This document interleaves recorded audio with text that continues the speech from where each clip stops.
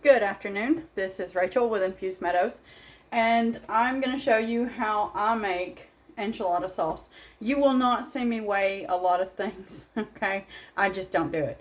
But with this, I dehydrate my peppers, and so because I do that, they weigh a lot less. So if you have fresh peppers, you're going to go in with 8 guajillos and 1 ancho into your pot. Mine are dehydrated. So again, I'm going to weigh these in grams, and I want, of the guajillo, like I said, I've dehydrated. I want 40 grams of my dehydrated guajillo peppers. Okay. I do have more, so they are sealed.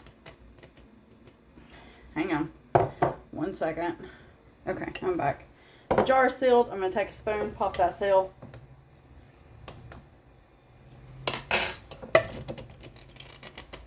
And there we go. So, I'm at 6. That happens when you use moisture absorbers, by the way. It just is what it is. I don't mind it. I just forget sometimes that it does that.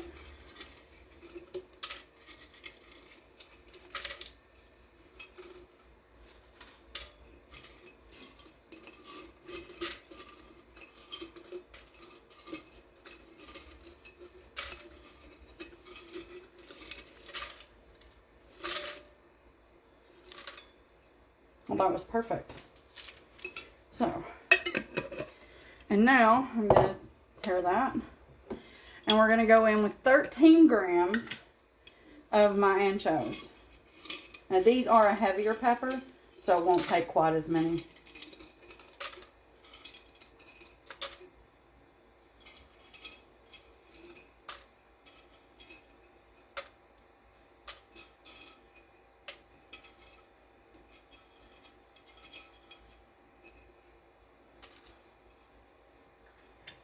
Okay, now that that's done, I'm going to take this off of this and then we'll be right back.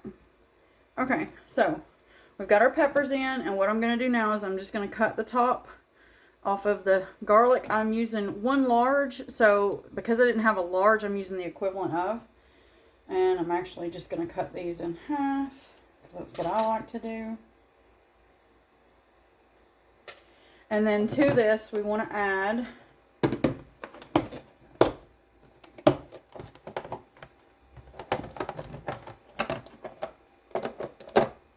onion.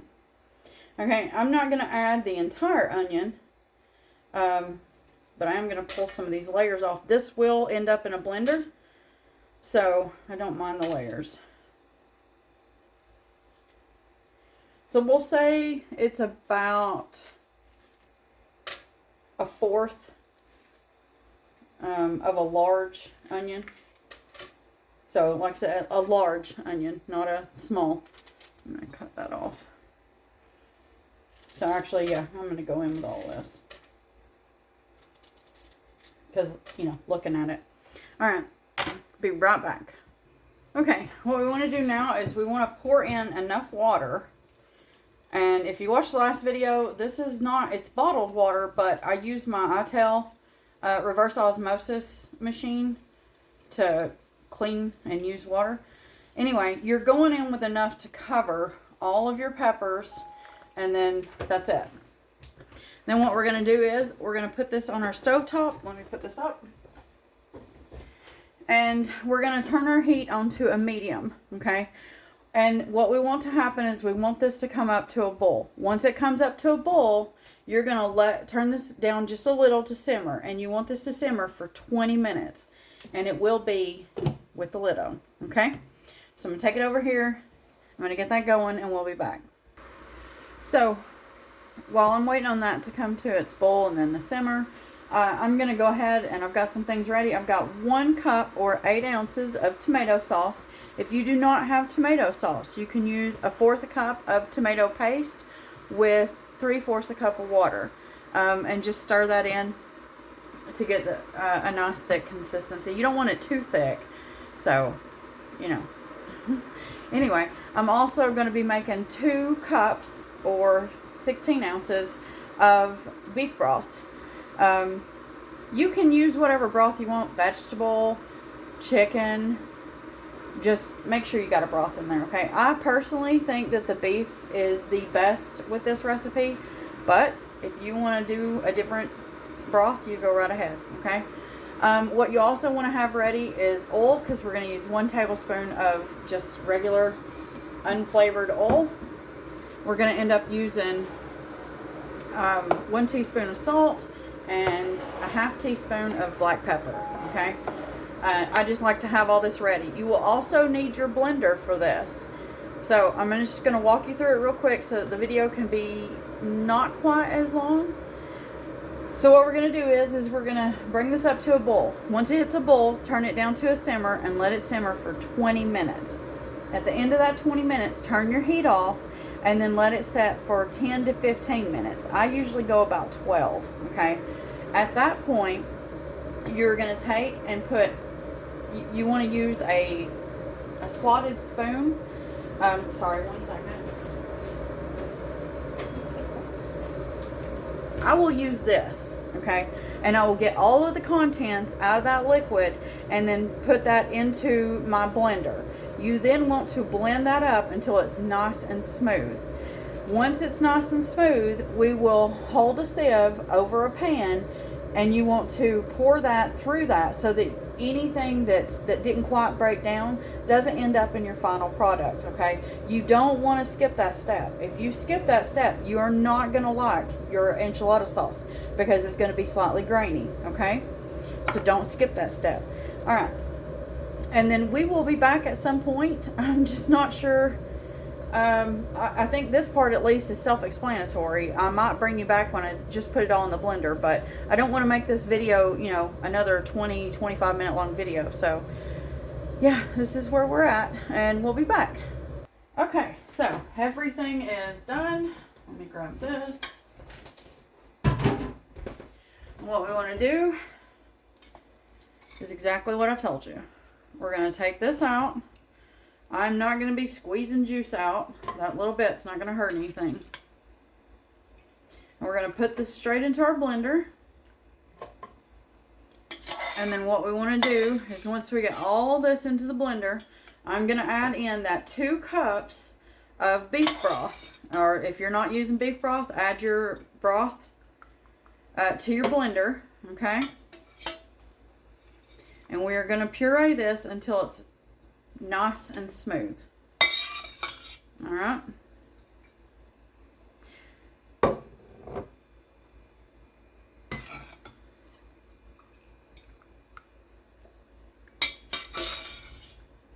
Now you can use this liquid if you want. There's plenty of flavor in it. It might make it a little bitter, so I've found that if you use this liquid, and then here in a little bit, you'll see when we get to the one stage, you can throw in a pinch of sugar to knock off that bitterness that comes from the peppers. Okay. Oopsie. It's just a messy day. It's not really a bad day. It's just a messy day. All right, my 2 cups of beef broth. That's in. Alright, I'm going to blend this. I don't think you need to hear that, so we'll be back. Okay, I'm going to turn my heat on for this pan. Again, I'm going with a medium heat. I'm going to add in about a tablespoon of oil. It's probably a little less if you were to actually measure that. Alright, I have a nice pureed broth. Or sauce, sorry, it's not really a broth. And what I'm going to do now is exactly what I told you.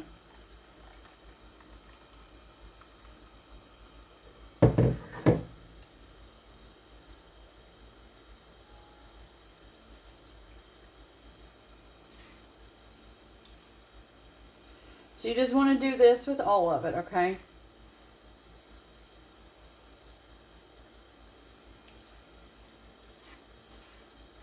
And then that way you don't have the bits that don't break down in your blender getting into your sauce and making it slightly grainy. Okay. So you see what I'm doing? I don't feel like you need to watch the whole thing or else this will be a long video, so we'll be back. Okay, so what you have left, just throw that out. You can't use that. To this, we're also going to go in with that tomato sauce that we put aside earlier. Okay. Right.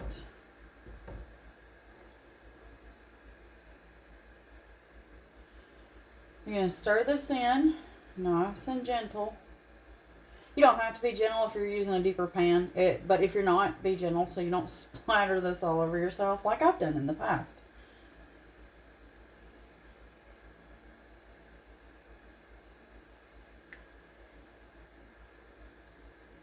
Okay, we'll be back. Okay, so I told you to do a teaspoon of salt and a half teaspoon of pepper, right?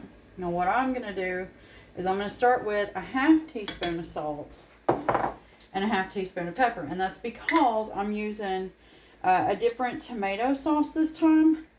And so normally if my tomatoes are sweet, I want to use the 1 teaspoon of salt. If your tomatoes are not sweet, then start out with that half teaspoon. And that way you can work your way up, okay? You're going to simmer this for 10 minutes. You should see it start to thicken. At that point, at 10 minutes, and you're going to stir occasionally. You don't have to babysit this, so you don't have to stand right over it and watch it the entire time. But you want 10 minutes at a low simmer, like you see that I've got. And stirring occasionally, you will feel this thicken up, okay? And so once it gets nice and thicker than what it is, you're done. You can let it go a little longer if you just want it to be a thicker sauce, but just remember, the more you cook it down, you know, you're losing some sauce. Right now, with doing the 10 minutes, you should have about 3 cups of your enchilada sauce, okay? And I'm making enchiladas for dinner, so you'll see that most, if not all of this, will get used for dinner. I believe all. Normally I use all. So I'll be using every bit of this with my dinner tonight. And I will record that. Matter of fact, they'll probably all go up close to the same time. Y'all won't see that this, you know, some of this stuff, it's not a 30-minute job. Making things from scratch, this is why most people buy stuff at the store. Because, like this right here, you figure, you know, you cooked it the first time for 20 minutes, then it sat for 15. Then you blended it, which took about 45 seconds, which wasn't that long. Then you ran it through the sieve. So that was another 5 minutes. So, I mean, you know, and now you're cooking it for another 10. So here's an hour of your day after you've got your peppers, you've cut up your onion, you've got your garlic, you know. So, and that's just this meal. When you're canning, like this morning, the upside is the cranberries are probably one of the fastest, easiest things to can. So there's that. Anyway. So you see what I've got. I'm going to let this simmer for 10 minutes. I'm going to taste it here in a few minutes because that way if I need to adjust my salt, I'll go ahead and I'll add in the other half teaspoon of salt. You don't need to see me do that. I've told you what to do. You'll taste it. Now if you taste this and it's very bitter, okay, then that means if it's grainy and bitter because you left too much of that pepper in there, you can go in with a good pinch of sugar and sometimes that will offset that bitterness.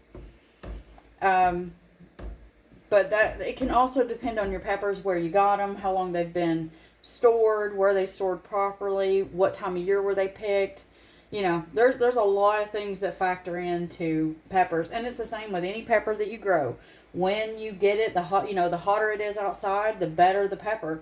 The cooler it gets, they tend to lose that oomph that they have. Anyway, that probably doesn't matter to a lot of people.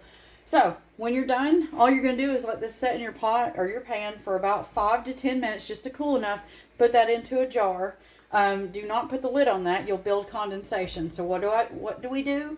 We grab ourselves a coffee filter and we put that on top of that jar and we let that set until it's cooled off at room temperature. Now, if you're like me You're making this sauce around 1 o'clock in the afternoon. So that means that it should be cooled off by the time you need it for dinner. Plenty of time.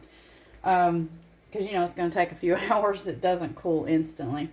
So, I hope you, if you like enchiladas at all, I really, really hope you like this. I think that this is an amazing sauce. It's not that hard. It's well worth the time that it takes to do it. So I really hope that you make it. I hope that you like it. And if not, then you know what? I hope you find that recipe that's out there for you. And as I always say, have yourself a very wonderful day.